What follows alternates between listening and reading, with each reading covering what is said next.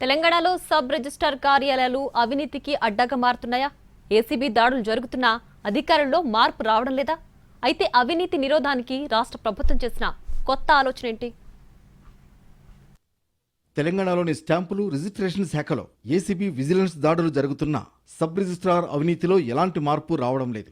ఇప్పటికే వివిధ కారణాలతో సుమారుగా 24 మంది సస్పెండ్ కాగా ఇటీవల మరో ఇద్దరు హన్మకొండ జిల్లాలో ఏసీబీకి చిక్కారు. నిరంతరం సబ్ రిజిస్ట్రార్ల అవినీతిపై ప్రభుత్వం దృష్టి పెట్టినా వారి అవినీతి దందా మాత్రం ఆగడం లేదు. ఇటీవల ఉప్పల్ సబ్ రిజిస్ట్రార్ కార్యాలయంపై విజిలెన్స్ అధికారులు దాడులు చేసి డాక్యుమెంట్లను తనిఖీ చేశారు. అతనిపై అనేక అవినీతి ఆరోపణలు వెల్లువెత్తినా ఇప్పటి వరకు చర్య తీసుకోకపోవడం చర్చనీయాంశంగా మారింది. సబ్ రిజిస్ట్రార్లలో అవినీతి తగ్గకపోయినా అవినీతి సొమ్ము వసూలు చేయడంలో భారీ మార్పులు వచ్చినట్లు తెలుస్తోంది. ఇటీవల హన్మకొండ, ఉమ్మడి ఖమ్మం జిల్లాతో పాటు రాష్ట్ర రాజధానిలోని పలు సబ్ రిజిస్ట్రార్ కార్యాలయాల్లో జరిగిన ఆకస్మిక తనిఖీలే ఇందుకు నిదర్శనం. డాక్యుమెంట్ రైటర్ల మొబైల్ ఫోన్లను పరిశీలించగా వాట్సాప్ చాట్స్ భాగోతం బహిర్గతమైంది.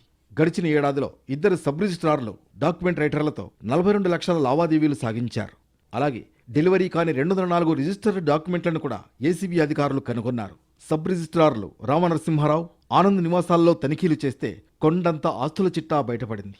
మరోవైపు ఏసీబీ విజిలెన్స్ దాడుల సమాచారాన్ని ముందే పసిగట్టిన అవినీతి తిమింగలాలు అకస్మాత్తుగా ఆఫీసులకు సెలవులు పెట్టి తప్పించుకున్నట్లు రెవెన్యూ వర్గాల్లో చర్చ జరుగుతోంది.